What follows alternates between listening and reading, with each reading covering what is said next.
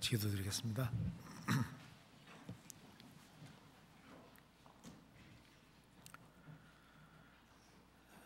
저희를 사랑하시는 하나님 아버지 감사합니다. 많은 사람 중에서 저희들을 주의 복음으로 불러주시고 주님의 보배로운 피로 우리 죄를 영원히 용서해 주시고 다시는 심판을 받지 않게 해주신 것을 감사합니다. 이 크신 은혜와 사랑을 저희들이 무엇으로 보답할 수 있겠습니까?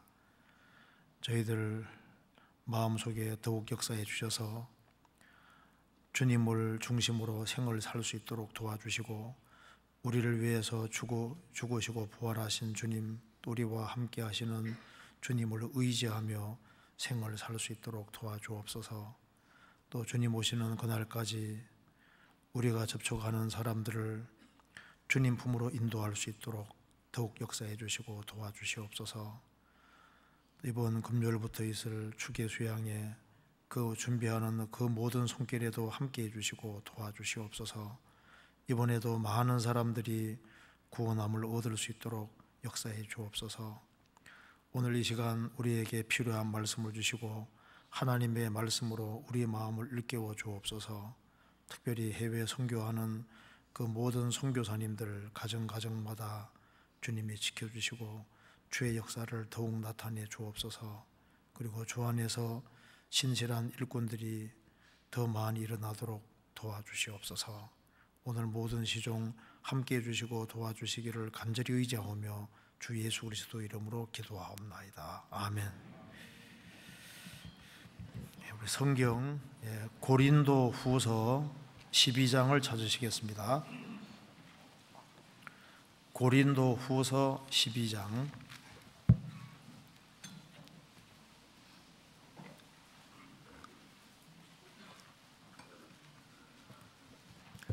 12장 1절부터 제가 읽겠습니다. 12장 1절입니다. 무익하나마 내가 부득불 자랑하노니 주의 환상과 계시를 말하리라. 내가 그리스도 안에 있는 한 사람을 아노니 14년 전에 그가 셋째 하늘에 이끌려 간 자라. 그가 몸 안에 있었는지 몸 밖에 있었는지 나는 모르거니와 하나님은 아시느니라. 내가 이런 사람을 아노니 그가 몸 안에 있었는지 몸 밖에 있었는지 나는 모르거니와 하나님은 아시느니라. 그가 낙원으로 이끌려가서 말할 수 없는 말을 들었으니 사람이 가히 이르지 못할 말이로다. 내가 이런 사람을 위하여 자랑하겠으나 나를 위하여는 약한 것들을 왜 자랑치 아니하리라.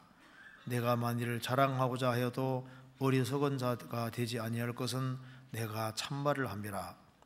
그러나 누가 나를 보는 바와 내게 듣는 바에 지나치게 생각할까 두려워하여 그만두노라. 여러 계시를 받은 것이 지극히 크므로 너무 자고하지 않게 하시려고 내 육체에 가시고 사단의 사자를 주셨으니 이는 나를 쳐서 너무 자고하지 않게 하려 하심이라. 이것이 내게서 떠나기 위하여 내가 3번 주께 간구하였더니 내게 이르시기를 내 은혜가 내게 족하도다. 이는 내 능력이 약한 데서 온전하심이니라 하신지라. 이러므로 도리어 크게 기뻐함으로 나의 여러 약한 것들에 대하여 자랑하리니 이는 그리스도의 능력으로 내게 머물게 하려 함이라. 거기까지입니다. 명절 잘 보내셨습니까? 명절 기간이라 많이 못 올 줄 알았는데 그런데 여기는 수요일 날은 많이 오셨네요. 오늘 여기에 성경 속에 바울이 구원 받을 때부터 주님 앞에 갈 때까지 주님이 여러 번 나타나셨습니다. 그래서 이 바울 사도가 이제 여기 1절에 보면은 무익하나마 내가 부득불 자랑하노니 주의 환상과 계시를 말하리라. 이렇게 주의 환상과 계시를 말한다고 했습니다. 사도행전에 보면은 여러 번 주님이 바울 사도에게 나타나셨습니다. 여기 이제 고린도후서 12장은 이제 바울이 이 고린도서를 기록하기 14년 전에 있었던 사건을 지금 말하고 있습니다. 이걸 이제 신비한 경험을 하고 14년 동안 혼자만 가지고 있었던 거예요. 그런데 이제 14년이 지나서 이 이야기를 한 이유는 이제 바울 사도가 하나님의 일꾼이 아니라고 하는 그런 얘기도 있고, 이 거짓 일꾼들에 미혹되어서 자꾸 잘못된 얘기를 들으니까 바울 사도가 자신이 참 일꾼이라고 쭉 얘기를 하면서 이제 이 고린도서 쓰기 14년 전에 있었던 사건을 이야기하고 있습니다. 여기 12장 1절 잠깐 보시면요, 무익하나마 내가 부득불 자랑하노니, 원래 이 얘기를 하면 안 되지만은 이제 성도들을 붙잡아 주기 위해 이야기한다고 했습니다.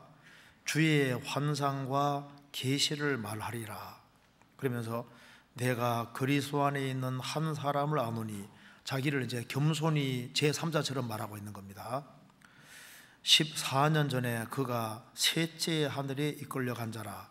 그러니까 이게 고린도서를 기록할 때로부터 해서 14년 전이면은, 계산해 보면은 바울 사도가 이제 1차 선교 여행 하던 중에 루스드라에서 돌에 맞아 죽었을 때가 맞습니다. 계산해 보면 맞거든요. 그러니까 요거 잠깐 좀 찾아봅시다. 사도행전 14장, 루스드라에서 있었던 일을 봅시다. 사도행전 14장 19절입니다. 루스드라에서 있었던 일입니다. 19절에 유대인들이 안디옥과 이고니온에서 와서 무리를 초인하여 돌로 바울을 쳐서 죽은 줄 알고 성 밖에 끌어내치니라.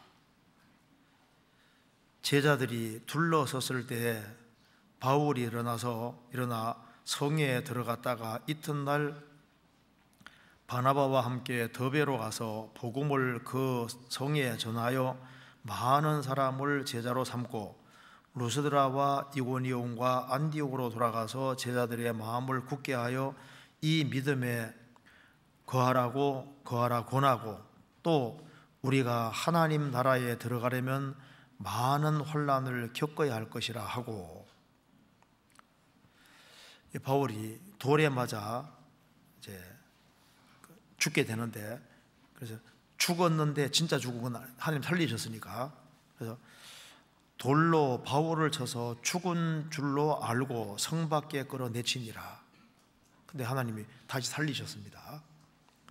이제 시간대가 보면 대충 이때입니다.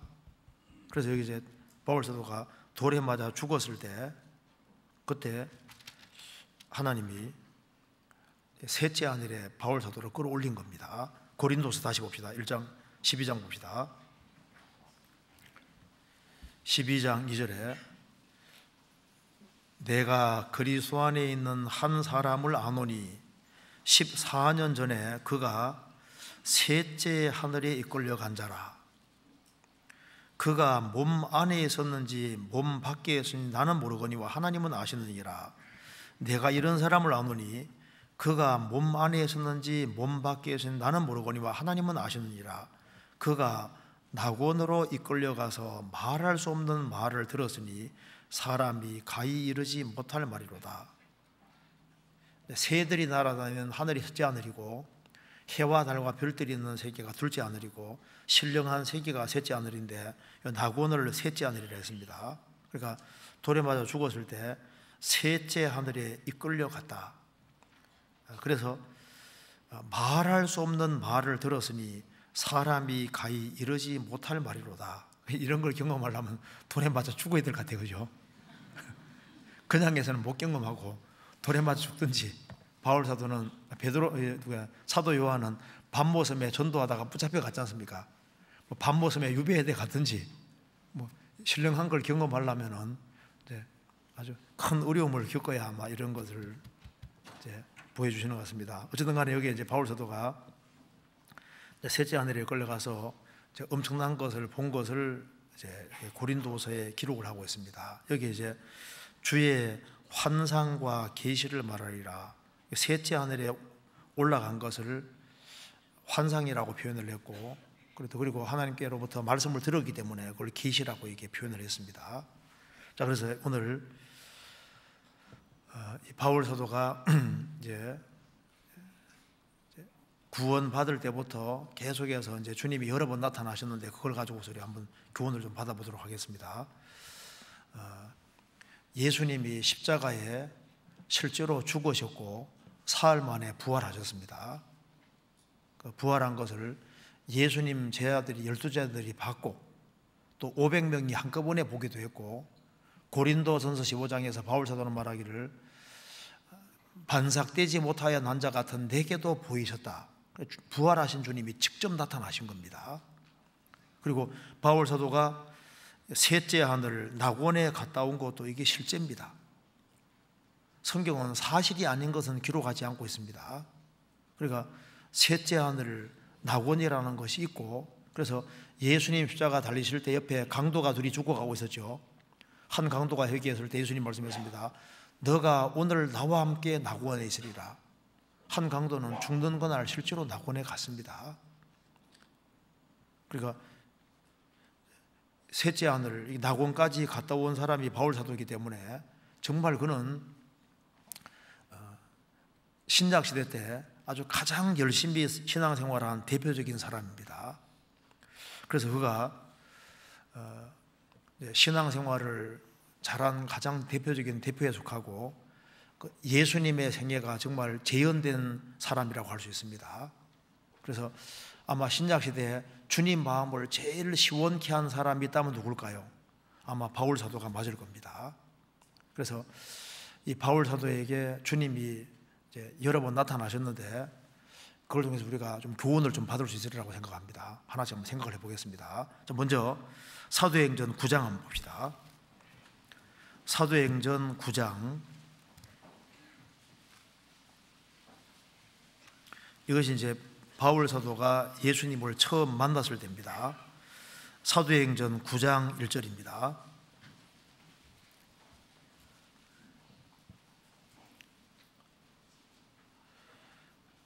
사울이 주의 제자들을 대하여 여전히 위협과 살기가 등등하여 대제사장에게 가서 다메섹 여러 회당에 갈 공문을 정하니 이는 만일 그 돌을 줍는 사람을 만나면 무론 남녀하고 결박하여 예루살렘으로 잡아오려 함이라. 사울이 행하여 다메섹에 가까이 가더니 홀련히 하늘로서 빛이 저를 둘러 비추는지라. 땅에 엎드러져 들으매 소리가 있어 가라사대 사울아 사울아 내가 어찌하여 나를 핍박하느냐 하시거늘 대답하되 주여 니시오니이까 가라사대 나는 내가 핍박하는 예수라. 내가 일어나 성으로 들어가라. 행할 것을 내게 이를 자가 있느니라 하시니 같이 가던 사람들은 소리만 듣고 아무도 보지 못하여 말을 못하고 섰더라. 사울이 땅에서 일어나 눈을 떠서나 아무것도 보지 못하고 사람의 손에 끌려 다메섹으로 들어가서 사흘 동안 보지 못하고 식음을 전폐하니라. 여기 이제 스데반이 이제 돌에 맞아 죽임 당할 때 이 바울 사도도 이제 그 가편 투표했다고 했습니다. 그러니까 그 스데반이 죽임 당하는 걸 아주 당연하다고 생각을 했습니다. 그리고 이제 십자가에 죽은 예수가 그리스도로 가는 그 사실에 대해서 그건 뭐 그 바울 사도 생각에는 있을 수가 없는 일이라고 생각했습니다. 그래서 이건 하나님을 모독하는 사람이라고 생각해서 정말 예수 믿는 사람을 핍박하는 데 제일 앞장섰던 겁니다. 그런데 어째서 바울 사도가 회개하고 구원을 받게 됐을까? 주님이 그냥 갑자기 나타났기 때문에 그가 꼬꾸라지고 회개하고 구원받았을까? 그건 아닐 겁니다. 왜 바울 사도가 회개할 수 있게 됐을까? 사도행전 9장을 봐서는 잘 모를 겁니다. 모르는데 여기 사도행전 22장에는 보면은 해보다 밝은 빛이 비쳤다고 했습니다. 그 사도행전 26장에 왜 바울 사도가 회개하게 되는지 그 이유가 나와 있는데 한번 찾아봅시다. 사도행전 26장 한번 보세요. 사도행전 26장에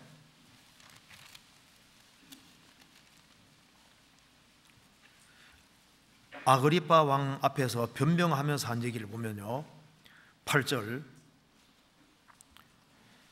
26장 8절 당신들은 하나님이 죽은 사람 다시 살리심을 어찌하여 못 믿을 것으로 여기나이까 나도 나사렛 예수의 이름을 대적하여 범사를 행하여야 될 줄 스스로 생각하고 예루살렘에서 이런 일을 행하여 대제사장들에게 가서 권세를 얻어 가지고 많은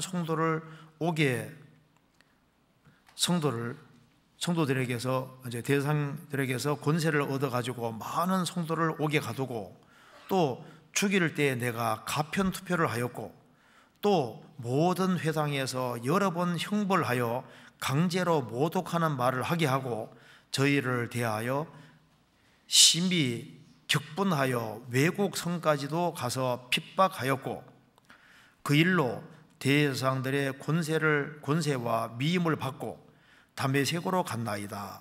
왕이여 때가 정오나되어 길에서 보니 하늘로서 해보다 더 밝은 빛이 나와 내 동행을 둘러 비추는지라. 우리가 다 땅에 엎드러짐에 내가 소리를 들으니 히브리 방언으로 이르되 사울아 사울아 내가 어찌하여 나를 핍박하느냐. 가시체를 뒷발질하기가 내게 고생이라. 내가 대답하되 주여 니시니이까 주께서 가라사대 나는 내가 핍박하는 예수라.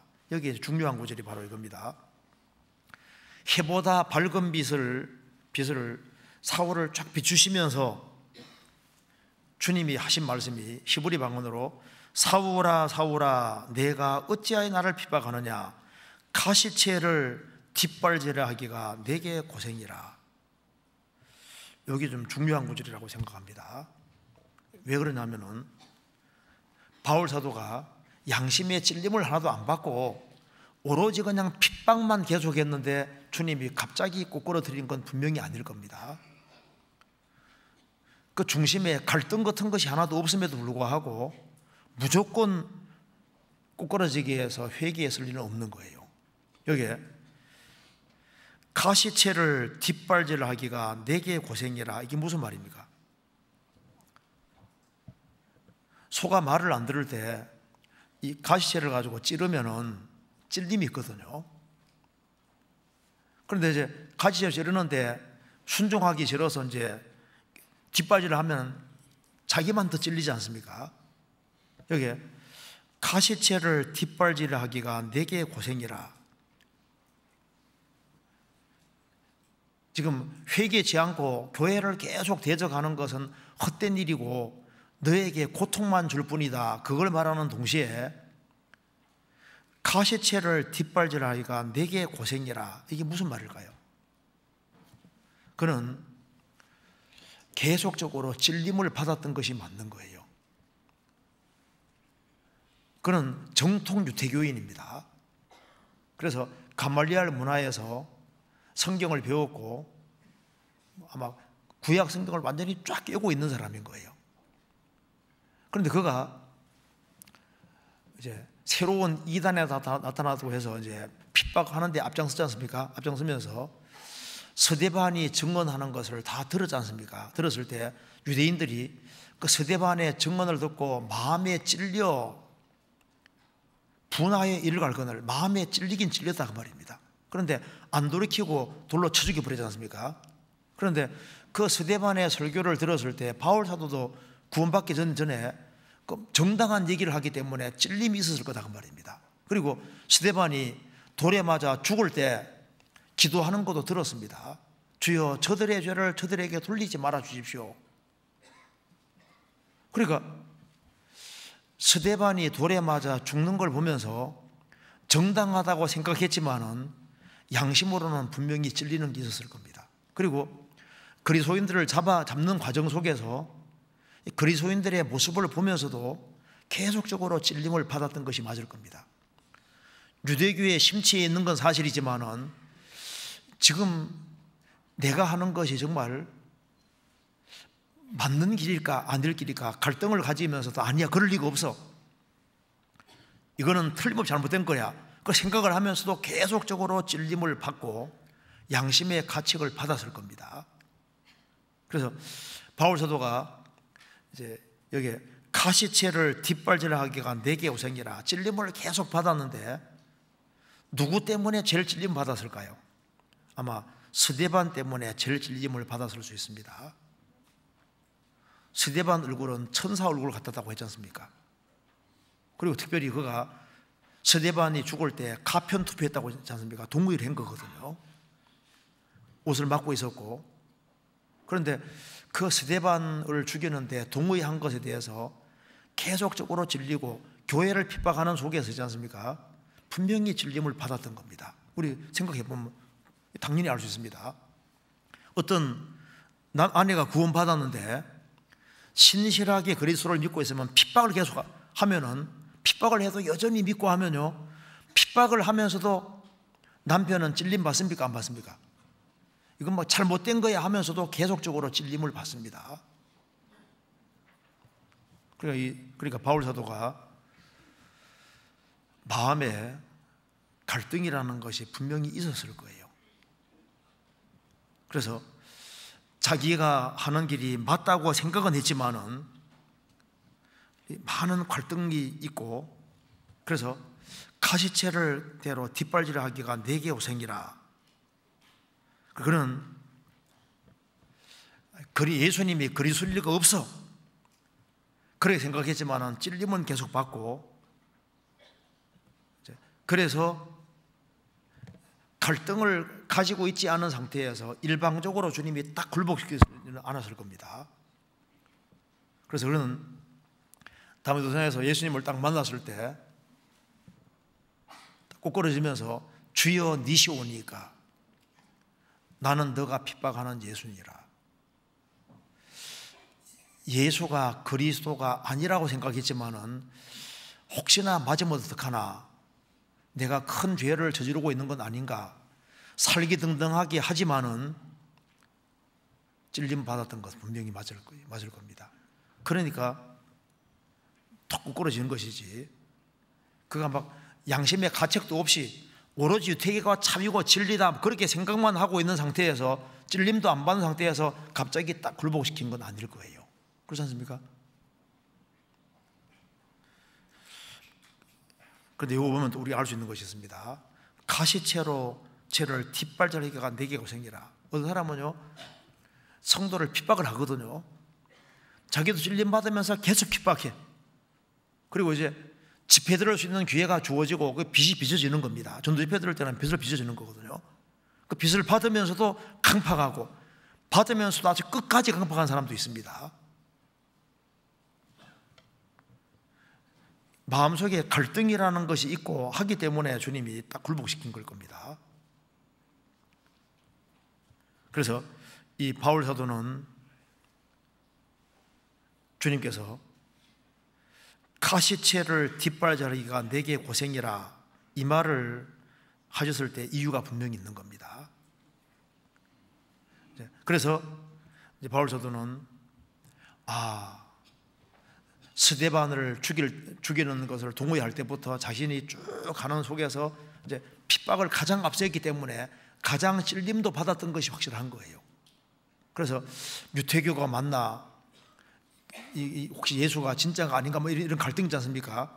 여전히 살기 등등하고, 이건 절대 유대교가 오라 그렇게 하면서도 찔림 받으면서도 유대교가 오라 그렇게 하는 상태에서 딱 주님이 굴복시킨 것이 맞을 거다 그 말입니다.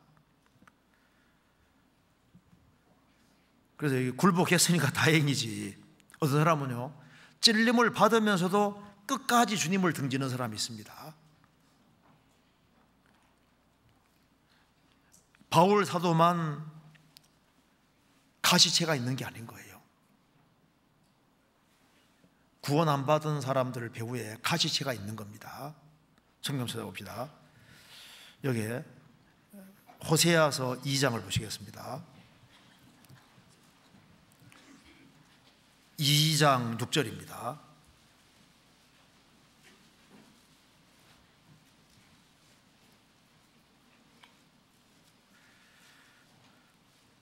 그러므로 내가 가시로 그 길을 막으며 담을 쌓아 저로 그 길을 찾지 못하게 하리니, 이 말씀 보면은 그러므로 내가 가시로 그 길을 막으며, 이 가시의 찔림은 아픕니다.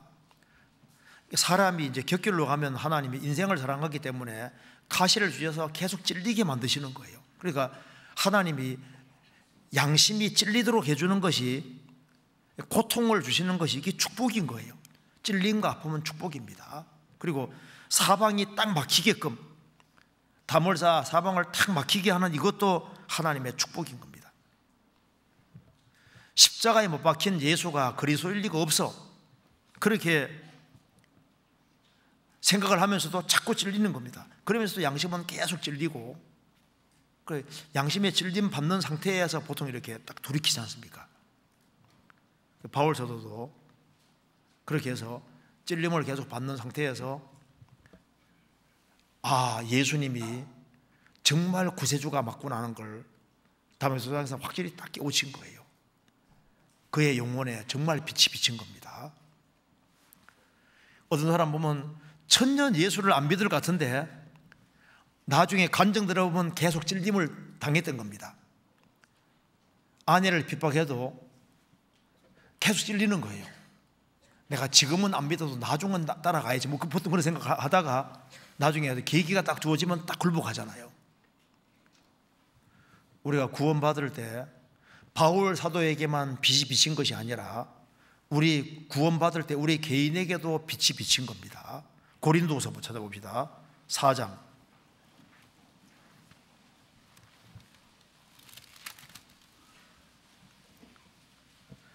고린도후서 4장 6절입니다.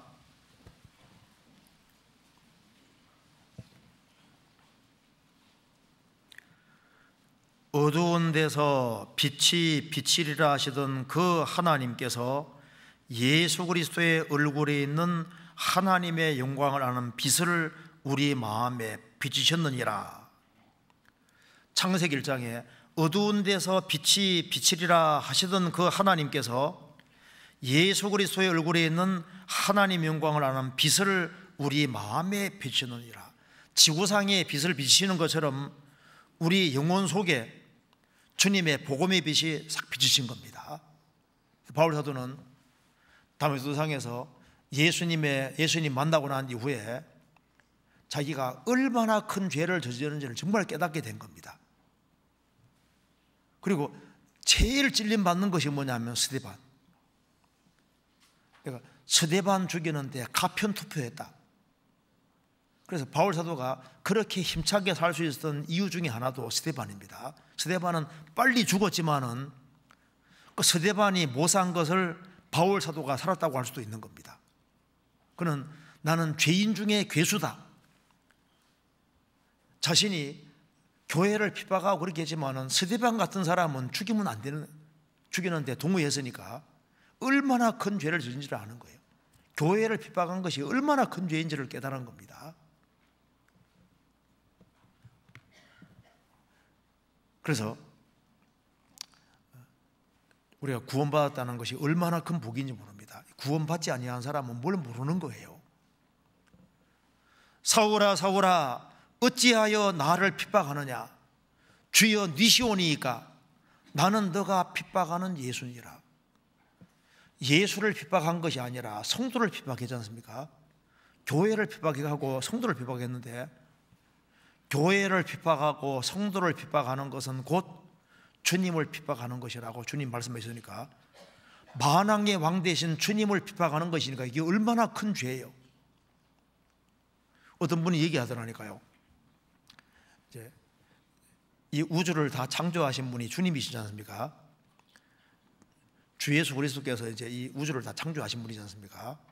만물이 그로 말미암고 그를 위해 창조됐다고 했는데 실감이 안 나니까 어떤 분이 이렇게 설명하는데, 한 교수님이 설명하는데 실감이 되더라니까요. 여기 이제 컵을 태양계라고 하면은 우리 은하계는 얼마나 클까? 우리 은하계는 이제 캐나다와 미국과 이제 멕시코 세 개를 합해 놓은 것이 우리 은하계라고 합니다. 그러면 이제 은하계 속에 우리가 이제 캐나다와 미국하고 멕시코, 거기에 컵 하나를 던져 놓으면 찾을 수가 없잖아요. 그 정도로 태양계가 작은데 이런 은하계가 몇 개 있다고요? 1천억 개. 그리고 하나님이, 주님이 얼마나 많이 만들어 놓은 거예요. 그러면 태양계만 만들어 놔도 이게 엄청나신 분인데, 은하계 하나만 만들어 놔도 이게 엄청나신 분인데, 이 우주 안에 은하계가 얼마나 많은데 그 모든 것을 만드신 분이 세상에 오시지 않습니까? 태초에 말씀이 계시니라. 이 말씀이 하나님과 함께 계셨으니 이 말씀은 곧 하나님이시니라. 말씀이 육신이 되어 우리 가운데 거하시며, 바로 이 우주를 창조하신 분이 이 세상에 들어오셨는데, 그분이 바로 예수고, 예수님이 죽으시고 부활하셔서 이제 사람들을 구원해서 주님 몸된 교회를 만드시지 않습니까? 초대교회 형성이 됐는데, 초대교회를 가장 핍박한 사람이 바울 사도입니다. 구원받기 전에 사울이지 않습니까? 스데반이 7지사 중에서 제일 두드러진 사람인데, 스데반을 죽이는데 가편 투표를 하고, 그리고 주님이 직접 세우신 교회의 머리가 주님이신데, 교회를 핍박하고 성도를 대적하는 그것이 다른 것이 아니라 주여 니시오니까 나는 너가 핍박하는 예수라. 그럼 생각해 봐요.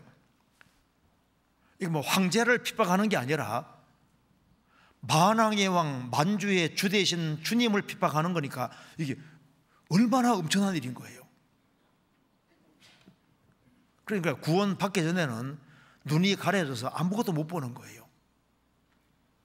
그럼 바꿔 말하면은, 성도를 핍박하는 것은 주님을 핍박하는 것이고, 교회를 대적하는 것은 주님을 대적하는 것이라면은, 성도를 대접하는 것은 곧 주님을 대접하는 것이고, 교회를 높이는 것은 곧 주님을 높이는 것이 되고, 교회를 귀중히 여기는 것은 주님을 귀중히 여기는 게 되는 겁니다. 그렇지 않습니까? 주님의 교회니까, 주님이 세우신 교회니까. 그래서 제가 생각을 해보니까 은하계가 한 1천억 개 되면은 구원받은 숫자가 아무리 많아도 1천억 명은 안 될 거 아니에요. 그래서 이제 주님이, 야, 네 은하계 한 개 네 해라 해도 그 생각하니까, 야, 그거 하나만 해도 상이 얼마나 크겠어, 그죠? 그러니까 주님께 잘 보이면은 이게 정말 수지 맞는 수가 나는 것이 맞아요. 디모데전서 6장에 하나님은 복되시며 하나님이 복이라고 했습니다. 그러면 하나님은 복 자체가 되시는데, 복이신 분이 세상에 오신 분이 바로 예수님이잖아요. 그럼 누가 복덩어리입니까? 예수님이 복덩어리인 거예요. 그렇죠? 예수님이 복이니까. 하나님이 복이신데 하나님이 사람이 되신 분이 예수님이니까 예수님이 복이지 않습니까? 그러면 구원받을 때 주의 영이 들어오는 거니까, 주의 영이 들어오는 거니까 구원받은 즉시 뭐가 되는 겁니까? 복덩어리가 되는 거잖아요. 그러니까 창세기 12장에 아브라함에게 너는 복의 근원이 될지라, 영어로 블레싱이거든. 너는 복덩어리다. 그러니까 아브라함만 복덩어리가 아닙니다. 구원받은 사람 속에도 주의 영이 들어와 계시니까 구원받은 사람도 복덩어리잖아요. 그러니까 복 받으려면 복잡합니까? 간단합니까? 간단해요. 어떻게 하면 되냐면, 구원받은 식구들을 집안에 많이 이끌어들이면은 복이 우르르 들어오는 거니까, 그렇죠? 구원받은 사람 선대하는 것이 그게 정말 복 받으려면 구원받은 사람을 대접하고 구역모임 자주 하고 조모임 자주 하고 형제자매들에 밥 사주고 형제자매들에게 잘해주는 것이 그게 복 받는 길이 되는 거예요. 그리고 이제 다른 사람에게 복전해 주는 것도 그 사람 속에 그리스도가 들어오도록 도와주는 것이 그 사람 복받게 하는 길이고, 가난한 사람도 그 사람 속에 주님이 들어오시면은 제일 부유하신 분이 주님이니까 주님 들어오면 그 사람은 진짜 부자가 되는 겁니다. 그렇잖아요. 아주 부자 되는 길은 간단해요. 가장 부자가 하나님이신데 하나님이 사람이 되신 예수님이니까 가장 부유하신 분이 예수님이잖아요. 그러니까 예수님 들어온 사람은 제일 부자라니까요. 여기 부자들이 많이 모였네요. 구원받은 사람들이 부자인 거예요. 자, 그래서요, 여기 보면은 이 바울 사도가 다메섹상에서 예수님 만났을 때 자기가 얼마나 큰 죄를 저지른지를 깨닫는 겁니다. 그가 눈이 안 보이게 되잖아요. 나중에 이제 눈이 떠지는데 눈에 비늘 같은 게 덮여 있다가 나중에 없어집니다. 구원받기 전에는 소경이었던 거예요. 뭘 몰랐던 겁니다. 그런데 비늘이 딱 벗겨진 것처럼 구원받을 때 제대로 보이는 거예요. 제대로. 구원받지 아니한 사람은 소경입니다. 구원받으면 눈이 떠지는데, 눈이 사람 중에서 제일 좋은 사람은 9.0도 있더라고. 눈이 9.0. 인터넷에 보니까 6.0, 7.0 되는 사람도 있더라고요, 진짜. 얼마나 멀리 보는지요.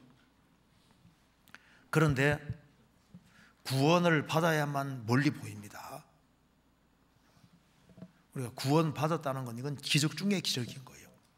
구원 받을 때 영혼의 귀가 열리고, 귀가 열리니까 말이 분명해지고, 구원 받을 때 영혼의 눈이 딱 뜨여지는 겁니다. 바울처럼 눈이 딱 뜨여졌습니다. 그래서 그 사람 인생이 완전히 달라졌는데, 만일 바울 사도가 예수님을 안 만났으면요, 인생이 이렇게 될 수가 없는 거예요. 우리도 주님을 만나서 구원을 받은 겁니다. 그잖아요. 그래서 이제 사도행전 9장에는 이제 바울 사도가 처음 주님 만난 것이 이렇게 나와 있는 겁니다. 그래서 사도행전 9장에서 주님을 통해서 이제 구원을 확실히 받게 되고, 예수님 메시아가 맞다는 걸 확실히 깨우치게 된 겁니다. 그 다음 찾아봅시다. 여기 사도행전 16장 보세요. 사도행전 16장에 16장 6절에 보시겠습니다. 사도행전 9장은 이해되시죠? 그러니까 이제 바울 사도가 이제 회개하고 구원받게 되는 것이, 그는 뭐 양심의 신념도 없고 막 유대교가 막 100% 막 무조건 옳다 이렇게 생각하는데 딱 굴복시킨 것이 아니고, 그가 분명히 찔림을 계속 받고 있었고 갈등은 느끼고 있었던 것이 분명히 맞기 때문에 주님이 정답이 뭔지를 딱 알게 해주시면서 그렇게 꾸꾸러뜨렸다고 이해하는 것이 더 맞을 겁니다. 그건 이해되시죠? 그 다음 넘어가 봅시다. 사도행전 16장 6절입니다. 성령이 아시아에서 말씀을 전하지 못하게 하시거늘 부르기아와 갈라디아 땅으로 다녀가 무시아 앞에 이르러 비두니아로 가고자 애쓰되 예수의 영이 허락지 아니하는지라. 무시아를 지나 드로아로 내려갔는데 밤에 환상이 바울에게 보이니 마케도냐 사람 하나가 서서 그에게 청하여 가로되 마케도냐로 건너와서 우리를 도우라 하거늘, 바울이 이 환상을 본 후에 우리가 곧 마케도냐로 떠나기를 힘쓰니 이는 하나님이 저 사람들에게 복음을 전하라고 우리를 부르신 줄로 인정하며라. 바울 사도가 이제 전도하는 과정에서 아시아에서 말씀을 전하지 못하게 하시거늘, 그래서 부르기아와 갈라디아 땅으로 다녀가 무시아 앞에 이르러 비두니아로 가고자 하는데, 비두니아가 무시아 북쪽입니다. 그래서 비두니아로 가려고 하는데 예수의 영이 허락지 아니한지라. 왜 허락지 않았을까요? 그 이유는 먼저 찾는 사람들이 있었던 겁니다. 먼저. 그래서 이제 9절에 보면은 밤에 환상이 바울에게 보이니 하나님 보이게 해주신 겁니다. 마케도냐 사람 하나가 서서 그에게 청하여 가로되 마케도냐로 건너와서 우리를 도우라 하거늘. 여기 동쪽으로 가려고 했는데, 바울 사도는 동쪽으로 가려고 했는데 동쪽보다 서쪽에 있는 사람들이 먼저 갈망하고 있었던 겁니다. 그래서 마케도냐 사람들이 서서, 이게 누워서가 아니죠, 서서 그에게 청하여, 서서 청하여라고 했습니다. 그래서 가로되 마케도냐로 건너와서 우리를 도우라. 도우라는 말이 헬라어에는 울음소리를 듣고 달려가다, 그런 뜻이 들어있답니다.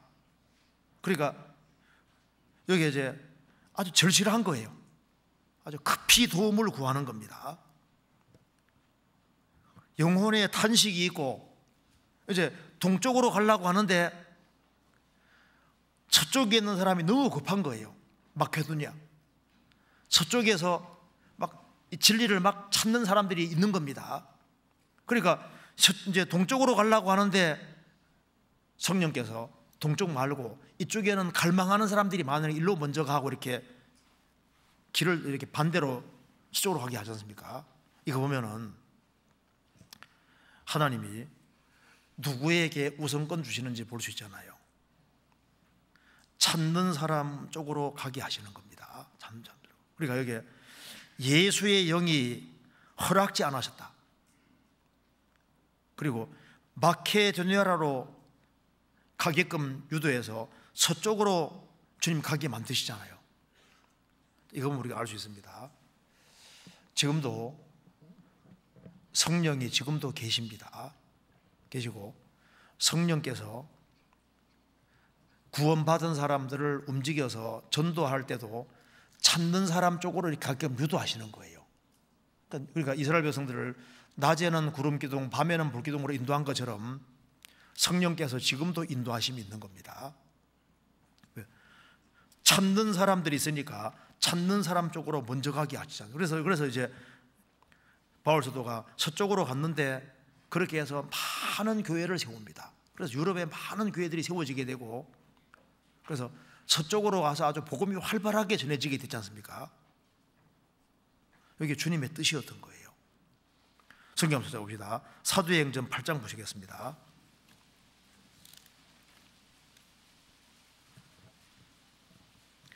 8장 26절.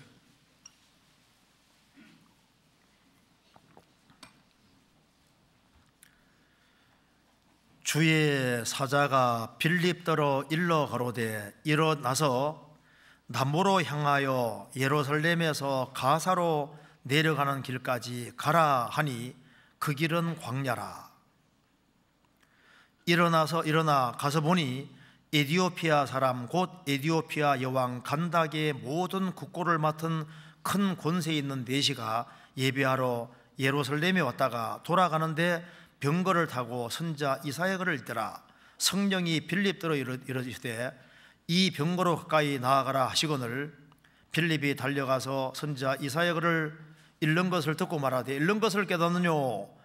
대답하되 지도하는 사람이 없으니 어찌 깨달을 수 있느뇨 하고 빌립을 청하여 병거에 올라 같이 앉으라 하니라.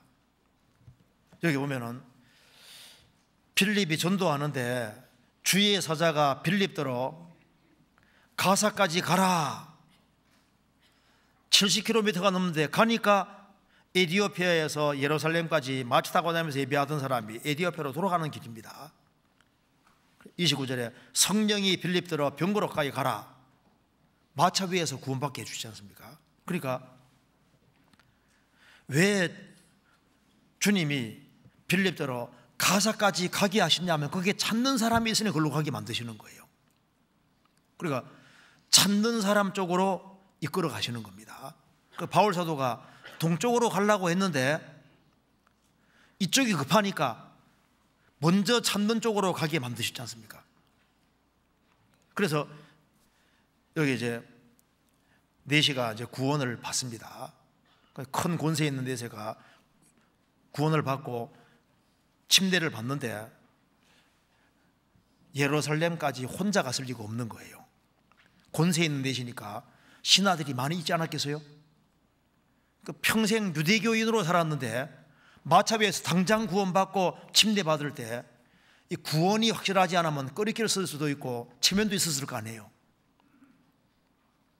항상 예루살렘까지 왔다 갔다 하는 중에 거기에 그 신하들 중에도 유태교인이 있지 않겠어요?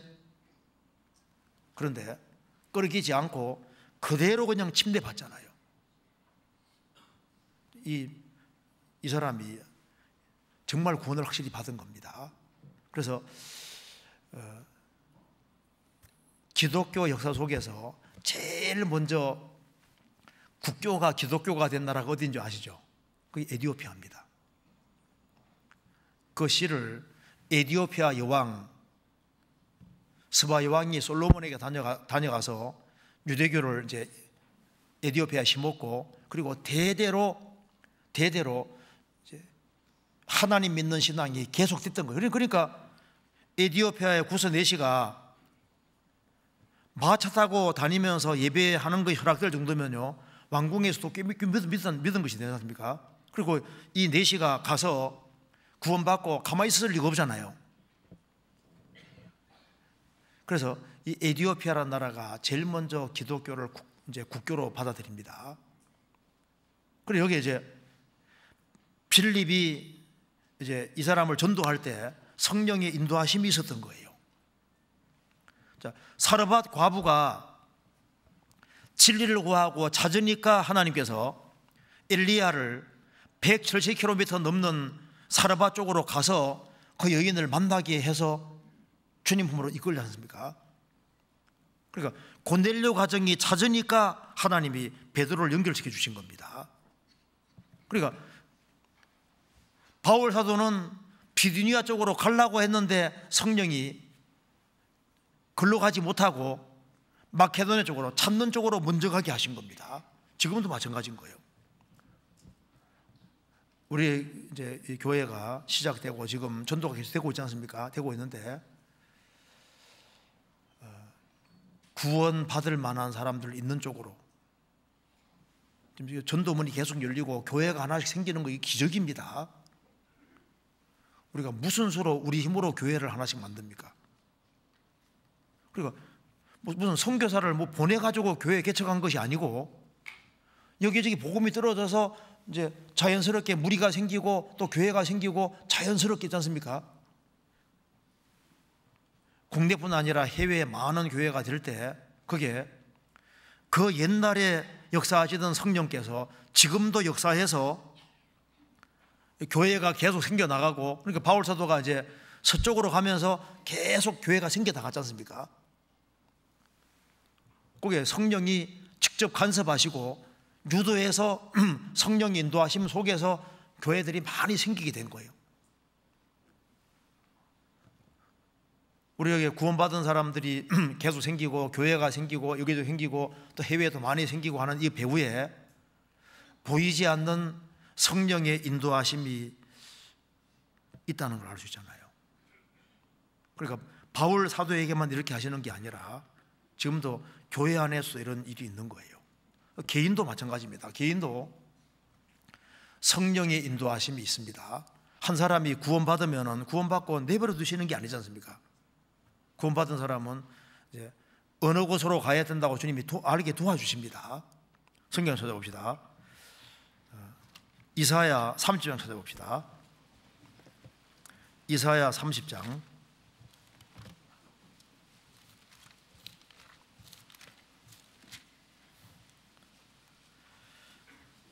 30장 8절입니다.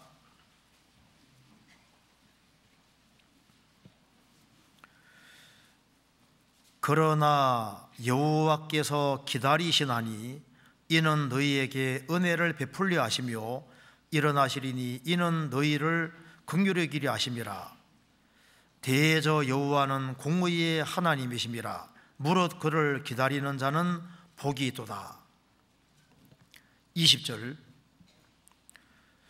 주께서 너희에게 환난의 떡과 고생의 물을 주시나 내 스승은 다시 숨기지 아니하리니 내 눈이 내 스승을 볼 것이며 너희가 우편으로 치우치든지 좌편으로 치우치든지 내 뒤에서 말소리가 내 귀에 들려 이르기를 이것이 정론이 너희는 이리로 행하라 할 것이며. 하나님을 기다리는 사람, 하나님의 뜻을 기다리는 사람은 하나님께서 이것이 정론이 이리로 행하라 인도하심이 틀림없이 있습니다. 여호와를 경외하는 자 누구뇨? 그 택할 길을 저에게 가르치리로다. 여호와를 경외하는 사람은 택할 길을 가르쳐 주시는 거예요. 시편 25편 찾아보시겠습니다. 시편 25편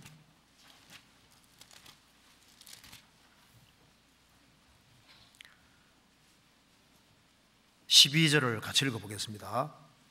12절 같이 읽겠습니다. 여호와를 경외하는 자 누구뇨? 그 택할 길을 저에게 가르치시리로다. 여호와를 경외하는 자 누구뇨? 그 택할 길을 저에게 가르치시리로다. 그러니까 성령이 인도하심은 교회 안에도 있고 개인 안에도 있는 겁니다. 그런데 사도행전 다시 봅시다. 16장 다시 보시겠습니다. 16장 6절에 보시겠습니다.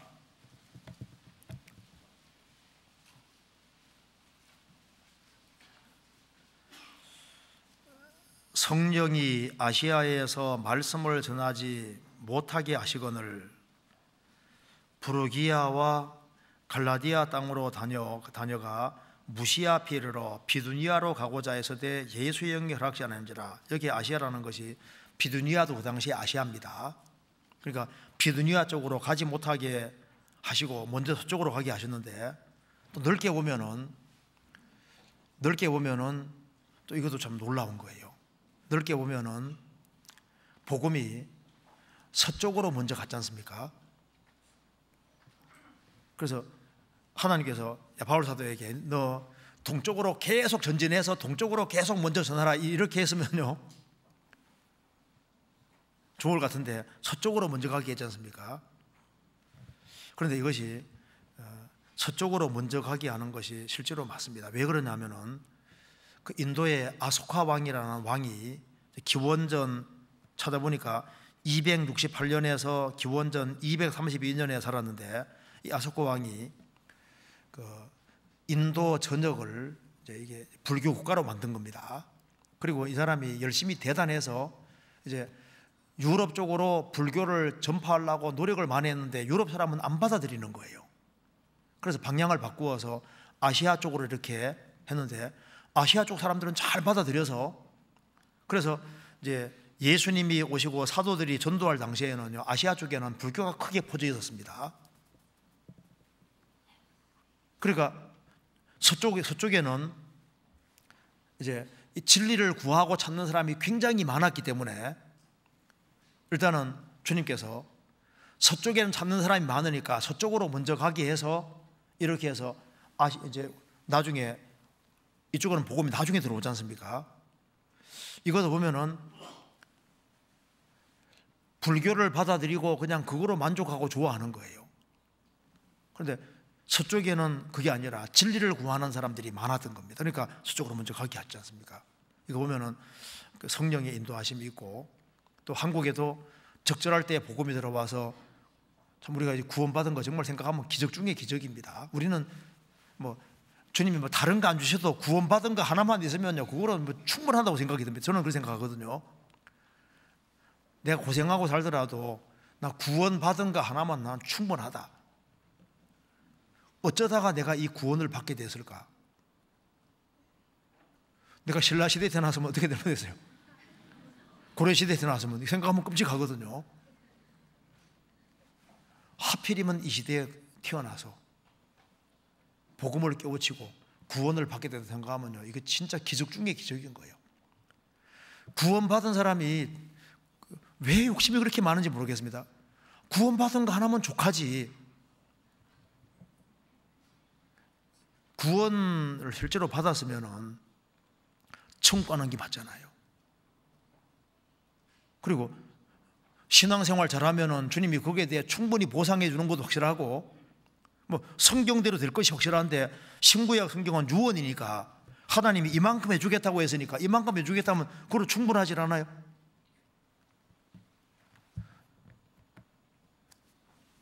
우리는 고생하는 게 아닙니다. 내가 아무리 고생해도 지옥 갈 사람 하루 고생할 수가 없어요. 나는 막 너무 고생한다, 막 남편 때문에 막 너무 고생하고, 자기 때문에 너무 고생하고, 뭐 형 누구 때문에 너무 고생한다, 너무 고생한다는 말이 정말 맞을까? 지옥을 한 번만 보고 봐도 나는 너무 고생한다 그 말 안 할 겁니다. 무슨 고생이요? 우리는 고생한다고 할 수도 없는 거예요. 우리 시대에 또 잘 살아서 이게 문제입니다. 왜? 신앙이 흐트러지거든요. 그러니까 라오디게아 성도들은 나는 부자라 부유하여 부족한 것이 없다고 하는데, 주님은 너는 가난한 자라고 말씀하지 않습니까? 서머나 교회는 환란이 있고 궁핍이 있고 장차받을 환란이 있는데 주님 부유하다고 하시지 않습니까? 그러니까 차라리 신앙생활을 못할 바에는 차라리 가난하면 훨씬 더 좋았겠다고 생각할 사람들 많이 있을 겁니다. 심판대에 서면요, 꼭 부유한 게 좋았던 건 아닐 수 있습니다. 어쨌든 간에 여기에 우리가 이제 구원을 우리 시대에 받았다는 것에 대해서 정말 크게 생각하게 됩니다. 내가 예수를 알고 구원을 받았다, 그리고 복음이 우리 시대에 내게 주어져서 내가 구원받았다. 하필이면 이 시대에 태어나서 이 시대에 구원받았잖아요. 그러니까 이건 기적인 거예요, 기적. 복음은 의무가 아니라 은혜입니다, 은혜. 초대교회 당시에 유럽으로 복음 전해질 때 한국에 안 왔거든요. 돌고 돌아서 우리 시대에 우리 앞에까지 왔다는 게 얼마나 큰 축복인 거예요. 그렇잖아요. 그리고 이게 그다음에 사도행전 18장 찾아봅시다. 사도행전 18장에 5절에 보시겠습니다.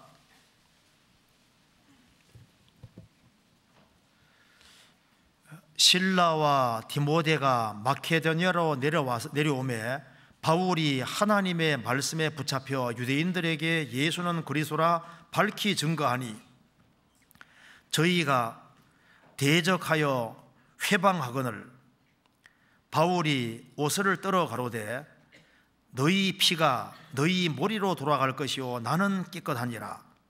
이후에는 이방인에게 가리라 하고 거기에서 옮겨 하나님을 공경하는 디도 유수도라 하는 사람의 집에 들어가니 그 집이 회당 옆이라. 또 회당장 그리스도가 온 집으로 더불어 주를 믿으며 수다한 고린도 사람도 듣고 믿어 세례를 받더라. 밤에 주께서 환상 가운데서 바울에게 말씀하시되 두려워하지 말며 잠잠하지 말고 말하라. 내가 너와 함께 있음에 아무 사람도 너를 대적하여 해롭게 할 자가 없을 것이니 이는 이 성중에 내 백성이 많음이라 하시더라. 1년 6개월을 유하며 그들 가운데서 하나님 말씀을 가르치니라. 바울 사도가 고린도 지역에서 전도를 하는데요, 여기에 회당장 그리스도라는 사람이, 회당장은 좀 높은 사람입니다. 그래서 믿고 구원을 받은 거예요. 그래서 회당장 그리스도가 온 집으로 더불어 주를 믿으며 수다한 고린도 사람들도 믿고 세례를 받더라. 그런데 이때 주님이 나타나셨습니다. 밤에 주께서 환상 가운데서 바울에게 말씀하시되 두려워하지 말며 잠잠하지 말고 말하라. 왜 이렇게 말했을까요? 분명히 두려운 상황이 많이 생겼던 겁니다. 그러니까 주님이 서쪽으로 가래, 서쪽에서 역사가 나타나면서 반대 세력도 아주 많았던 겁니다. 그런데 주님께서 많은 사람들이 회방하고 비방하는데 주님께서 밤에 환상 중에 나타나셔서 바울아, 두려워하지 말며 두려워하지 말아라. 그리고 잠잠하지 말고 말하라. 내가 너와 함께 있음에 아무 사람도 너를 대적하여 해롭게 할 자가 없을 것이니 이는 이 성중에 내 백성이 많음이라 하시더라. 그래서 고린도 교회는 아주 큰 교회가 됩니다. 어느 지역에 구원받는 사람이 특별히 많은 지역들이 있는 거예요. 그래서 여기 바울 사도에게 주님 말씀하시기를 두려워하지 말아라. 그리고 잠잠하지 말고 말하라. 너무 두려우면 잠잠하고 싶은데 잠잠하지 말고 말하라. 왜냐하면 이 성 중에 내 백성이 많음이니라. 우리가 전도하는데 사실 제일 장애물이 뭘까요? 말을 못해서 문제일까요? 두려움 때문일까요? 전도하는데 사실 제일 장애물은 두려움입니다. 그죠? 사람에 대한 두려움이 전도하는데 제일 장애물이 되는데, 우리 시대에 그리스도인들이 너무 신사적입니다. 너무 젠틀해요. 젠틀맨은 전도 잘 못합니다. 그러니까 담대하지 아니하면은 사람들에게 말하는 걸 두려워하면은 전도 못합니다. 이게 잠잠하면 전도 못하는 거예요. 그래서 여기 두려워하지 말고 잠잠하지 말고 말하라. 우리가 자주 접촉하는 사람은 우리가 말을 해야 될 대상입니다. 잠잠하지 말고 말하라. 우리 두려워하는 거 많죠. 거미 보면 무섭죠. 밖에 몰래 보면 무섭죠. 이제 무서워하는 건 이제 고공공복전도 있고 이제 사람이 두려워하는 것이 많이 있는데, 나폴레옹이 제일 무서워했던 게 뭔지 아시죠? 면도할 때 누가 자기 목 베지 않을까, 적과 내통해서. 그러니까 이제 이발사를 제일 무서워했다 그러잖아요. 수영 꺾을 때 목 베갈까 봐. 두려움은 누구든지 있습니다. 그런데 우리가 전도하는 데 있어서 사람을 두려워하면 전도 못합니다. 여기 주님께서 말씀한 것 중에 내 백성이 많으니까 잠잠하지 말고 말하라. 근데 제가 이거 보면요, 이거 우리 시대에 우리에게 하는 말씀이라고 생각이 듭니다. 잠잠하면은 이게 죄가 될 수 있는 거예요. 우리가 입만 벌리면은 그 사람이 구원받을 수도 있는데,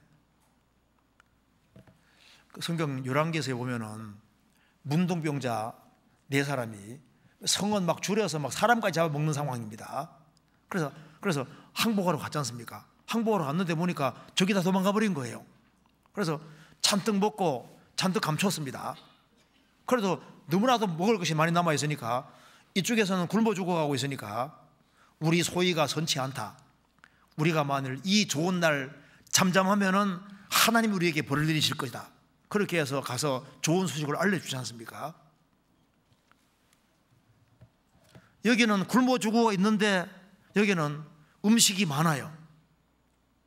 그럼 그걸 잠잠하지 않고 알려주는 것이 그게 잘하는 겁니다. 이 복음을 듣기만 하면 구원받는데 잠잠하면은 이게 죄가 될 수 있는 거예요. 에서더가 왕비가 됐는데 이제 이스라엘 백성들이 죽을 상황입니다. 그때 내가 만일 잠잠하면은 우리 민족은 다른 데로 구원받겠지만은 너와 네 집은 망할 것이다. 너가 왕비가 된 것이 이때인지 어떻게 아느냐? 우리를 구원하신 것은, 적어도 우리가 자주 접촉하는 사람들은 우리의 전도 대상이 맞습니다. 왜? 그 사람이 찾고 있는지도 모르는 거예요. 그러니까 잠잠하지 말고 말하라. 우리 시대는 그리스도인들이 너무 점잖습니다.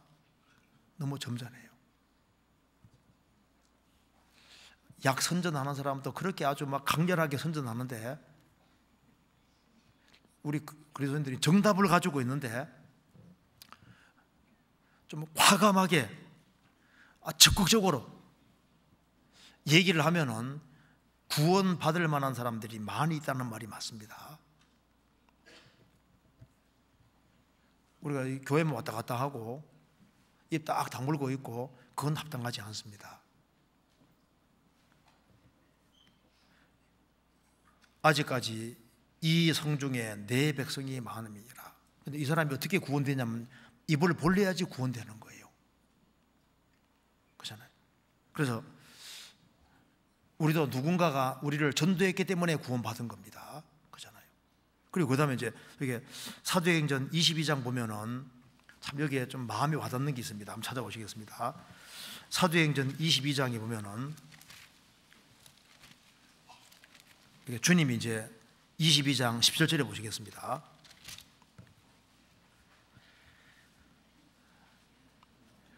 후에 내가 예루살렘으로 돌아와서 성전에서 기도할 때 비몽사몽간에 봄에 주께서 내게 말씀하시되 속히 예루살렘에서 나가라. 저희가 내게 대하여 증거하는 말을 듣지 아니하리라 하시거늘 내가 말하기를 주여 내가 주 믿는 사람들을 가두고 또 각 성에서 각 회당에서 때리고 또 주의 증인 스데반의 피를 흘릴 적에 내가 곁에 서서 찬성하고 그 죽는 사람들의 옷을 지킨 줄 저희도 아나이다. 나더러 또 이르시되 떠나가라.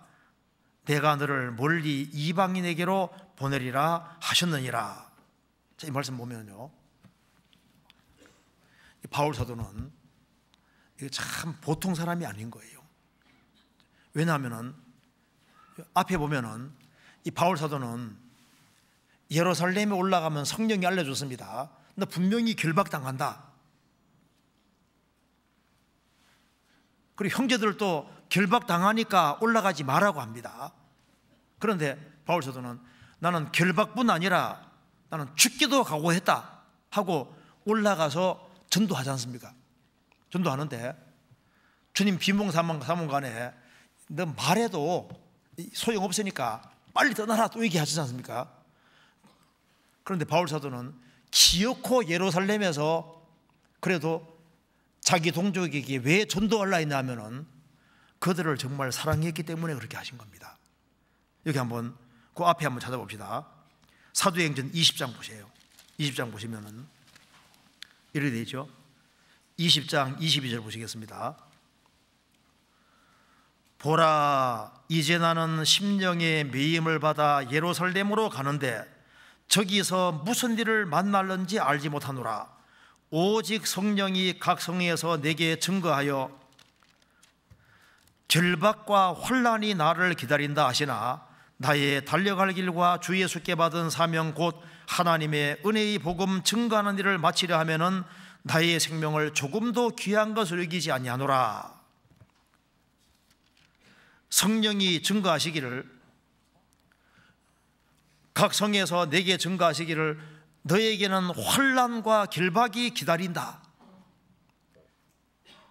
이렇게 말하지만은 주 예수께 받은 사명 곧 하나님의 은혜의 복음 증거하는 일을 마치려 하면은 나의 생명을 조금도 귀한 것을 여기지 아니하노라. 그리고 그 뒤에 봅시다. 21장 10절에 보시겠습니다. 여러 날 있더니 한 선지자 아가보라 하는 이가 유대로부터 내려와 우리에게 와서 바울의 띠를 가져다가 자기 수족을 잡아매고 말하기를 성령이 말씀하시기를 예루살렘에서 유대인들이 이같이 이 띠임자를 결박하여 이방인의 손에 넘겨주리라 하거늘 우리가 그 말을 듣고 그곳 사람들로 더불어 바울에게 예루살렘으로 올라가지 말라 권하니 바울이 대답하되 너희가 어찌하여 우려 내 마음을 상하게 하느냐. 나는 주 예수의 이름을 위하여 결박받을 뿐 아니라 예루살렘에서 죽을 것도 각오하였노라 하니 저가 고난을 받지 아니하므로 우리가 주의 뜻대로 이루어지이다 하고 그쳤노라. 성령께서는 너는 예루살렘에 올라가면 결박된다, 그까지 알려주신 겁니다. 나는 결박되더라도 나는 해야 되겠다. 동족이 너무 불쌍하니까 내가 끊어지더라도 죽더라도 동족에게 한 번 전도는 해야 되겠다고 생각하는 겁니다. 그래서 이제 예루살렘에 올라가서 결국은 붙잡히지 않습니까? 붙잡혀서 이제 자기 이제 증언을 쭉 하면서 비몽사몽간에 주님께서 예루살렘 빨리 나가라, 이제 그 얘기한 것을 얘기를 하니까 유대인들이 흥분해가지고 바울 사도를 쳐 죽이려고 했지 않습니까? 여기서 우리가 참 볼 수 있는 것은 바울 사도가 자신이 결박당한다 할지라도 그래도 동족이 정말 구원받기를 얼마나 간절히 바랐는지 볼 수 있습니다. 보통 사람 같으면요, 결박당한다 하면 일단 피할 거 아니에요. 나는 결박당하는 것뿐이 아니라 내가 죽더라도 동족에게 한번 전도해야 되겠다. 이거 보면은 바울 사도가 얼마나 백성들을 여기 자기 동족을 사랑한지를 볼 수 있습니다. 자기 동족이 구원받지 못하기 때문에 너무너무 안타까워하면서 이방인들은 구원을 잘 받는데 자기 동족이 구원받으니까 예루살렘이 또 가장 중심이니까 예루살렘에서 한번 예수님은 정말 구세주가 맞고 유대인들이 기다리는 메시아가 맞다는 걸 한번 제대로 한번 얘기를 해서 돌이키게 하려고 했습니다. 그것이 불발이 되긴 됐지만은 그래도 주님이 그 마음을 굉장히 기뻐하시던 것이 맞습니다. 그래서 나중에 이제 바울 사도의 소원대로 나중에는 이제 유대인들이 이제 마지막 때는 구원받게 되지 않습니까? 그 뒤에 사도행전 23장 봅시다. 예루살렘에서 이제 증거를 했는데 주님이 굉장히 기뻐하시던 것 같습니다. 23장 11절, 사도행전 23장 11절 같이 읽어봅시다. 그날 밤에 주께서 바울 곁에 서서 이르시되 담대하라, 내가 예루살렘에서 나의 일을 증거한 것 같이 로마에서도 증거하여야 하리라 하시니라. 바울 사도가 예루살렘에 전도하러 가서 결박당하고 그리고 많은 어려움을 겪었지만 그래도 한번 유대인들에게 아주 큰 소리치고 한번 쫙 얘기를 한 겁니다. 주님이 그렇게 하고 싶었던 것 같아요. 예루살렘 가면은 결박당한다, 그걸 듣고도 기어코 예루살렘에 가서 전도를 하려고 하는 그 마음이 누구 마음일까요? 주님 마음인 겁니다. 주님이 그렇게 하기를 원하셨는데 바울 사도는 그 주님 마음을 그대로 담아서 그렇게 한 겁니다. 예수님이 얼마나 그렇게 안 듣더라도 얘기를 해보고 싶었을까요? 주님이 너무너무 기뻐하신 거예요. 그래서 그날 밤에 주께서 바울 곁에 서서 이르시되 담대하라, 내가 예루살렘에서 나의 일을 증거한 것 같이. 잘했다는 겁니다.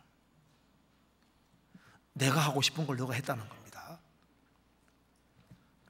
주님을 위해서 결박당할 뿐 아니라 그건 아무것도 아니라고 생각하고 아주 담대하게 증언했는데 주님이 너무너무 기뻐하신 겁니다. 그래서 담대하라, 내가 예루살렘에서 나의 일을 증거한같이 로마에서도 증거하여라 하시니라.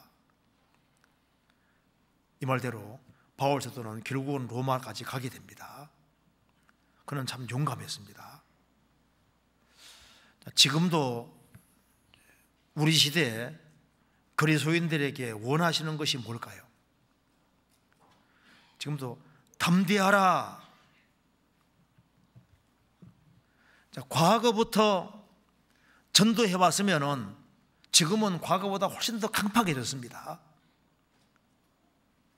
지금은 그전보다 더 담대하게 전도하지 아니하면은 전도되기 어렵습니다. 그래서 로마에서도 증가하리라. 담대하라. 주님이 나타나서 이렇게 말씀했을 때 바울 사도 마음에 얼마나 큰 위로가 됐을까요? 바울 사도는 이제 주님 만나고서 전도하는 과정에서 계속적으로 주님의 격려를 받고 있지 않습니까? 주님이 배후에서 계속 깨닫게 도와주시고 힘을 주고 있습니다. 그것처럼 지금도 주님은 구원받은 사람 배후에서 용기를 주고 격려를 주고 있는 거예요. 그런데 여기에 주님 말씀에 순종해 살아가니까 주님이 배후에서 격려해 주시고 신앙적으로 여러 가지를 체험하게 만들어 주시는 겁니다. 그래서 편안하게 살아가는 사람은 주님을 잘 못 느껴요. 나도 주님 위해서 고생해야 되겠다 그런 각오를 하고 사는 사람에게 주님이 뭐라도 깨닫게 도와주시는 것이 맞을 겁니다. 신앙의 체험은 자기만 아는 거거든요. 우리 아는 대로 그 사울이 여기 삼손이 수수께끼를 냈지 않습니까? 결혼식장에 수수께끼를 냈는데 그걸 아무것도 맞출 수가 없었습니다. 왜냐하면 그거는 자기만 경험한 체험이기 때문에 다른 사람이 알 수가 없는 거예요. 강한 것에서 단 것이 나온다, 알 수가 없죠. 그런데 삼손은 사자와 싸워서 이긴 경험이 있고 사자가 죽고 죽은 그곳에서 꿀이 나왔지 않습니까? 그러니까 강한 것에서 단 것이 나오고 먹는 자에게서 먹는 것이 나왔다. 그건 자기 체험이기 때문에 그 수수께끼는 그 경험한 사람만 알 수 있는 거예요. 구원도 구원받은 사람만 자기가 알지 않습니까? 다른 사람은 구원받을 때도 구원이 뭐야 모른다니까요. 구원받고 난 이후에도 주님의 도우심을 경험하는 사람은 자기만 아는 거예요. 그리고 그냥 편안하게 살아가는 사람은요, 주님이 내 가까이 있는지 없는지 느낄 수가 없는 거예요. 그래서 편안하게 살더라도 오히려 고난을 자처하고 좀 더 고생되는 길을 택하고 또 더 수고하는 길을 택하고 내가 남보다는 더 고생하자, 남보다는 더 수고하자, 남보다 더 봉사하자, 헌금하더라도 내가 좀 더 열심히 하자. 그래서 뭔가 더 희생하고 더 수고하는 이제 그런 것이 있는 속에서 결박된다 그러면 다른 사람은 안 가는데 결박되는 것뿐 아니라 난 더 이상도 하겠다. 그런 것이 있을 때 주님이 기뻐하시잖아요. 나는 이 정도만 하면 돼서 이렇게 생각하는 것은 합당하지 않습니다. 우리는 너무 편안한 시대입니다. 그래서 거리가 뭐 멀고 하는데 옛날 사람 생각하면 옛날 사람은 이해를 못할 겁니다. 우리 시대의 신앙생활을 잘 못하고 주님 앞에 가면 혼날 거예요. 야, 우리 시대만큼 신앙생활 잘할 수 있는 시대가 어디 있어요? 자동차도 있고 많이 가지고 있잖아요. 아니면 끼어올 수도 있고 뭐 방법은 많이 있거든요. 신앙생활을 잘하려고 마음먹으면 얼마든지 잘할 수 있는 시대가 우리 시대입니다. 그런데 우리 시대에 열정이 너무 적어지고 있습니다. 그래서 제가 성경 보면서도요, 삼겹줄은 쉽게 안 끊어진다 그랬는데 이건 삼겹줄 가지고도 지금 안 되겠다. 삼겹줄이 아니라 4겹줄, 5겹줄, 6겹줄, 10겹줄 막, 왜? 좀 신앙생활 좀 잘하려면 잡아당기는 줄이 너무 많아가지고 이쪽에서는 막 더 잡아당기는 줄을 더 많이 만들지 않냐 하면은 딸려가게 생긴 거예요. 신앙에 불이 붙으려 하면은 세상으로 가버리거든요. 좀 불이 붙으려 하면 식어버리고. 그러니까 이게 삼겹줄이 아니라 줄이 더 많지 않냐 하면은 끌려가기가 쉬운 시대니까. 그래서 예수님이 인자가 올 때 세상에서 믿음 보겠느냐, 그게 남의 얘기가 아니다. 열천지 보면은 10명의 처녀들이 다 졸며 잘세, 5명은 구원받은 처녀들도 졸며 잤다고 돼 있잖아요. 우리 시대에 정신 바짝 안 차리면은 자기도 모르게 자기가 신앙의 잠을 자고 있으면서도 모를 수 있다니까요. 교회는 왔다 갔다 하는데 신앙의 잠을 자면은 자기 할 일이 뭔지를 모르거든요. 사도행전 27장 보시겠습니다. 27장 23절에 보시겠습니다.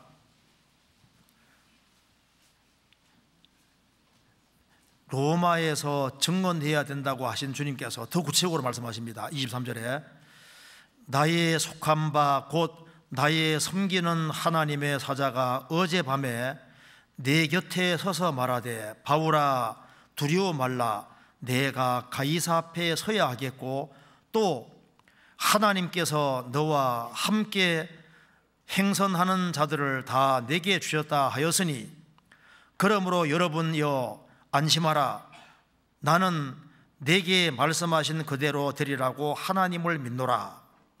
그러나 우리가 한 섬에 걸리리라 하더라. 여기에 바울 사도가 이제 로마로 압송되어 가는 길입니다.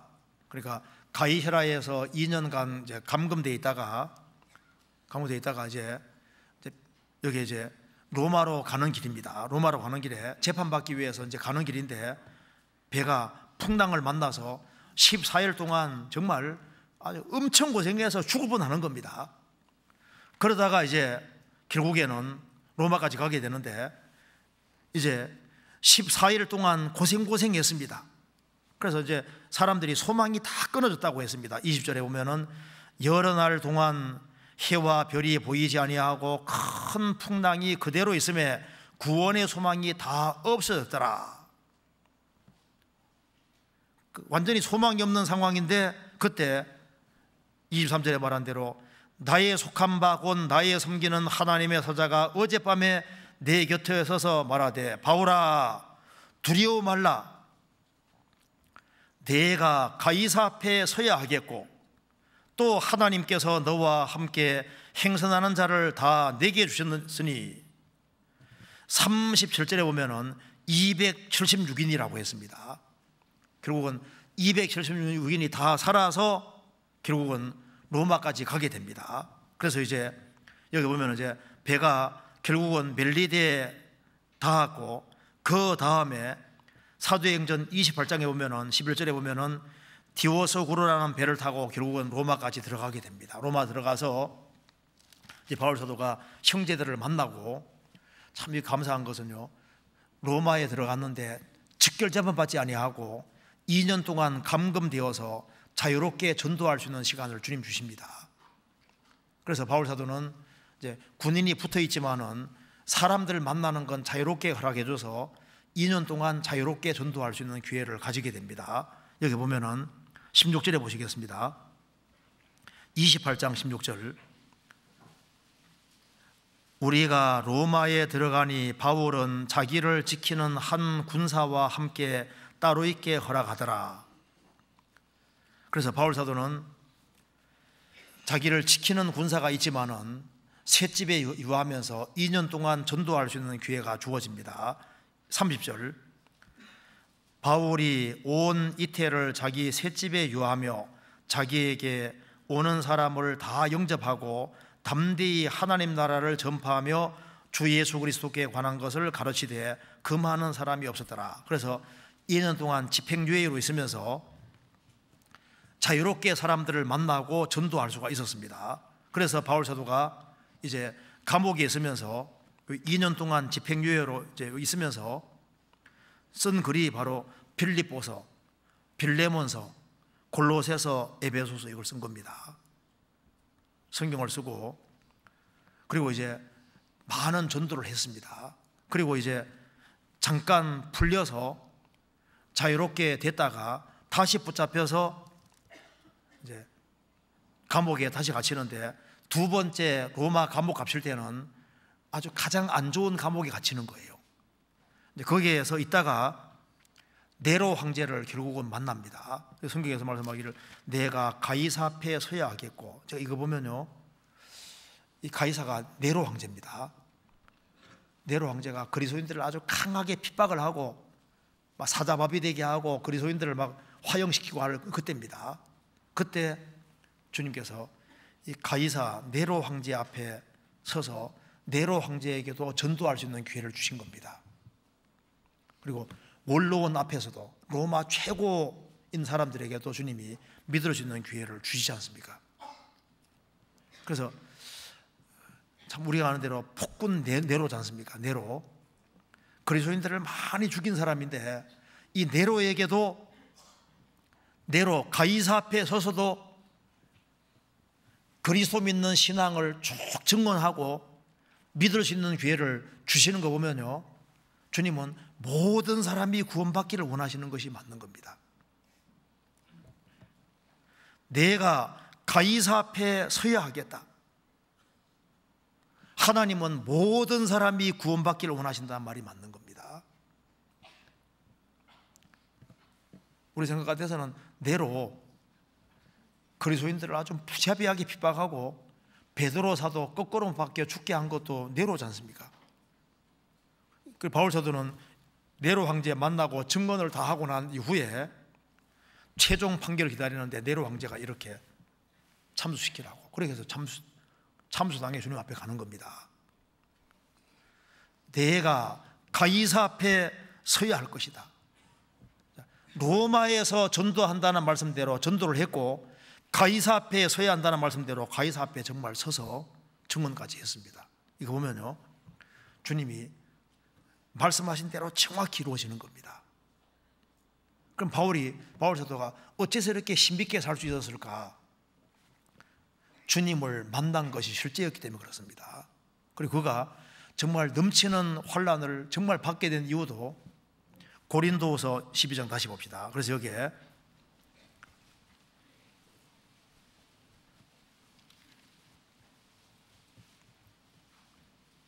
4절에 보시겠습니다.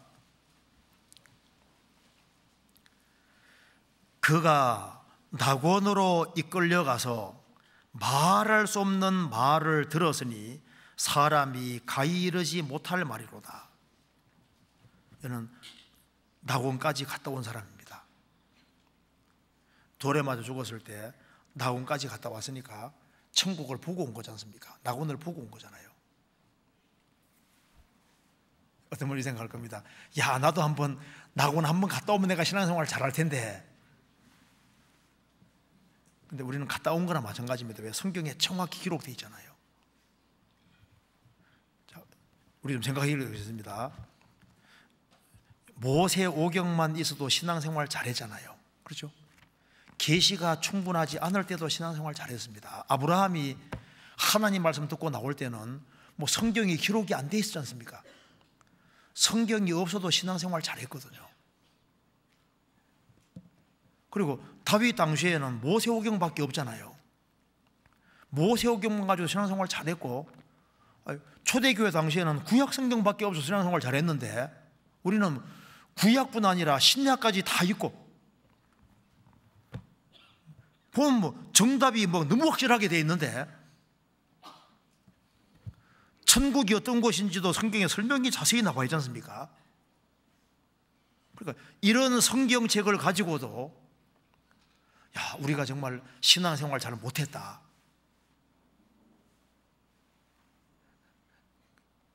우리는 정말 신앙생활을 잘해야 될 때입니다. 왜냐하면 우리 시대만큼, 우리 시대는 우리는 셋째 하늘을 못 갔다 왔어도 여기에 성경이 얼마나 확실한 사실이 드러나는지 확실하게 밝히잖아요. 성경 예언이 이렇게 성취되는 걸 눈으로 확인한 시대가 없었습니다. 우리는 이스라엘이 회복되기 전 시대 사람도 신앙생활 잘했는데 우리는 이스라엘이 회복되는 것도 봤고 성경의 마지막 징조를 한꺼번에 다 본 시대가 우리 시대인데, 이렇게 확실한 증거가 있는 이 시대에 셋째 하늘 갔다 온 것만 이게 놀라운 게 아니라 성경 예언 성취를 다 보는 거, 이거 정말 놀라운 겁니다. 666 표 받는 거 이런 것만 생각해도 이런 시대가 없었잖아요. 이런 확실한 증거를 보고도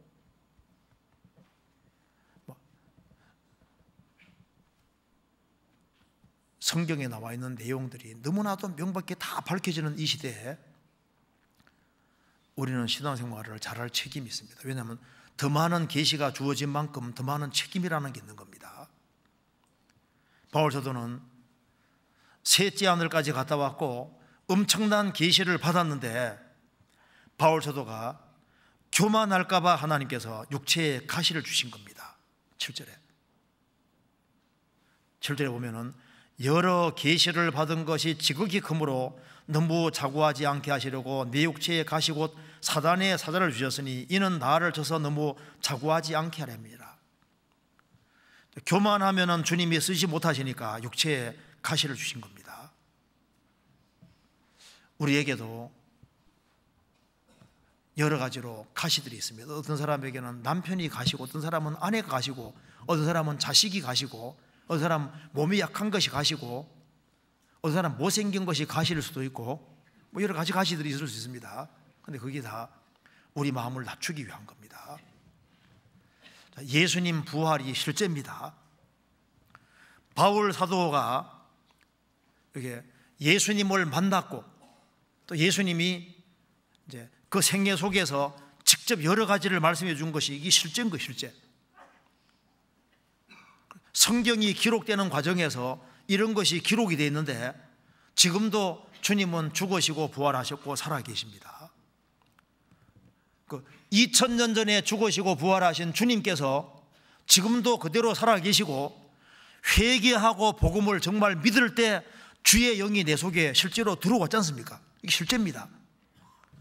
죄를 사함받은 사람 속에 성령이 들어오시는 것이 실제고, 바울 사도만 눈이 열린 것이 아니라 우리도 눈이 열린 것이 사실이지 않습니까?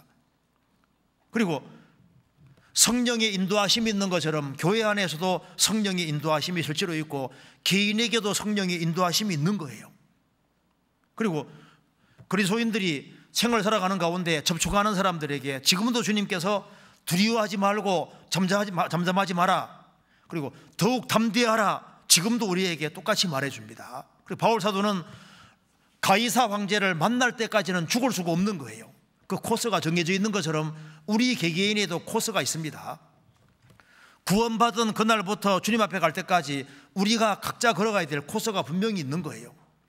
그 코스를 다 가고 우리는 주님 앞에 가는 겁니다. 우리 각자에게도 맡겨진 사명이 있는 겁니다. 그리고 우리가 신앙의 체험이라는 것은 편안하게 살라고 해서는 체험을 갖기가 어렵습니다.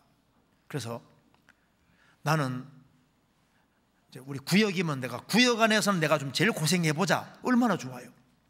내가 교구 안에서는 내가 제일 고생해보자. 내가 해외 갔을 때 어떤 분은요, 나는 모르겠고 이 나라에서는 내가 최고 주님 앞에 사랑받는 자녀가 되고 싶다, 그런 욕망이 좋잖아요.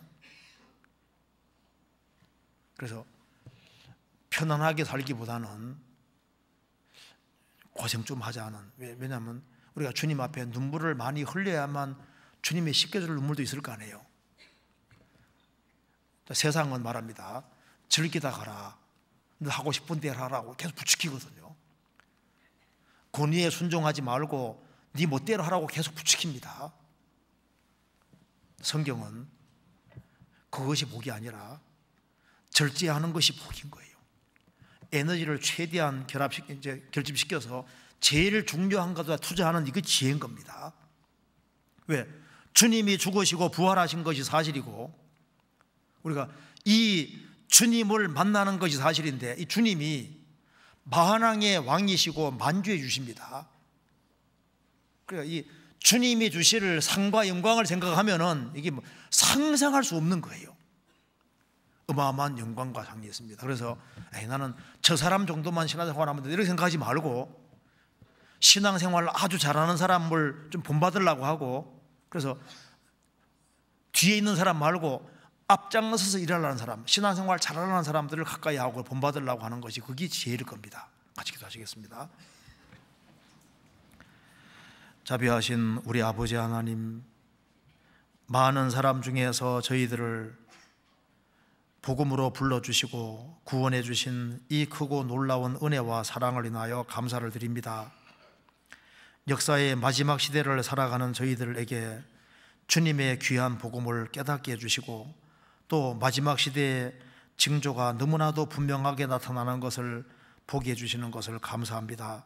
우리의 마음을 일깨워 주시고 저희들에게 더욱 담대한 마음을 주시고, 주의 귀한 복음을 위해 생을 살 수 있도록 도와주옵소서. 우리의 사랑하는 가족들, 친척들, 이웃들에게 이 귀한 복음을 더욱 담대히 전할 수 있도록 도와주시고, 머지않아 주님 앞에 서는 그날 잘했다는 칭찬들을 받을 수 있도록 도와주옵소서. 그리고 주기수양의 모든 준비하는 손길을 또 새로 인도하는 그 모든 손길에 함께해 주시고, 주의 역사와 능력을 나타내 주옵소서. 주 예수 그리스도 이름으로 기도하옵나이다. 아멘.